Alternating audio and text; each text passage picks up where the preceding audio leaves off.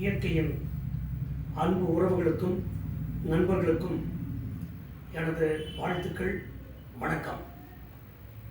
அனைத்திந்திய அண்ணா திராவிட முன்னேற்ற கழகம் துவங்கி 53 ஆண்டுகளில் 31 ஆண்டு காலம் ஆட்சி பீடத்தில் அமர்ந்திருக்கிறது. புரட்சித் தலைவர் எம்ஜிஆர், புரட்சித் தலைவி அம்மா அவர்களுக்கு பிறகு அனைத்திந்திய அண்ணா திராவிட முன்னேற்ற கழக பொதுச் செயலாளராக பொறுப்பேற்று 2016ஆம் ஆண்டு புரட்சித் தலைவி அம்மா அவர்கள் ஆட்சியை இரண்டாவது முறையாக ஆளுகின்ற ஒரு கட்சி இரண்டாவது முறையாக தொடர்ந்து ஆட்சிக்கு வருகின்ற அதிசயத்தை 32 ஆண்டுகளுக்கு பிறகு நடத்தி காட்டினார்கள். 2016ஆம் ஆண்டு பொது தேர்தலில் இரட்டை இலை சின்னம் தன்னந்தனியாக ஒரு சில கட்சிகளை மட்டும் இணைத்துக் கொண்டு 234 தொகுதிகளிலும் இரட்டை இலை சின்னத்திலே போட்டியிட்டு மாபெரும் வெற்றியை அடைந்து ஆட்சி பீடத்தில் மக்கள் அமர்த்தினார்கள். அனைத்திந்திய அண்ணா திராவிட முன்னேற்ற கழகத்தினுடைய பொதுச் செயலாளர் புரட்சித் தலைவி அம்மா அவர்கள் மிகவும் நல்ல ஆட்சியை கொடுத்தார்கள். இந்த ஆட்சி தொடரும், இன்னும் அநேக ஆண்டுகள் அம்மா அவர்கள் இருப்பார்கள் என்று நாம் எதிர்பார்த்த நேரத்தில் நோயுற்று அவர்கள் நம்மை விட்டு பிரிந்தார்கள். அப்படிப்பட்ட நேரத்தில் மிகப்பெரிய சோதனை ஏற்பட்டது.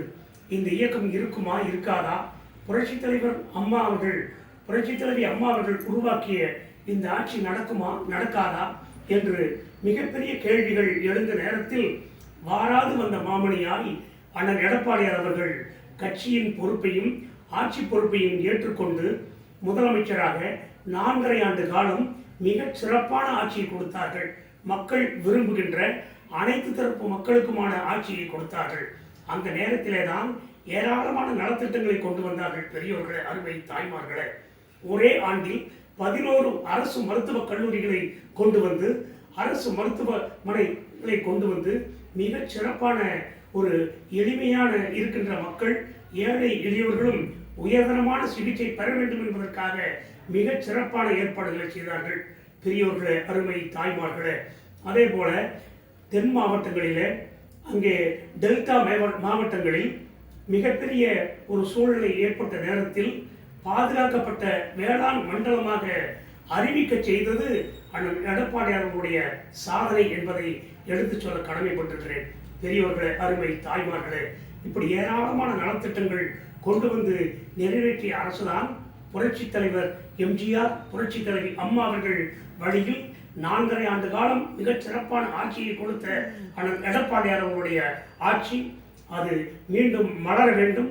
அதற்காக உங்களுடைய மேலான ஆதரவை இரட்டை இலை சின்னத்திலே தர வேண்டும் என்று உங்களை அன்போடு கேட்டுக்கொள்கிறேன்.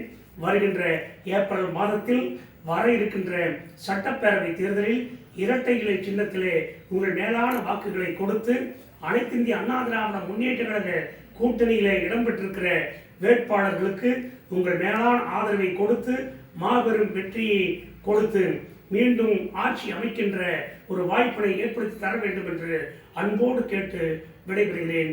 நன்றி, வணக்கம்.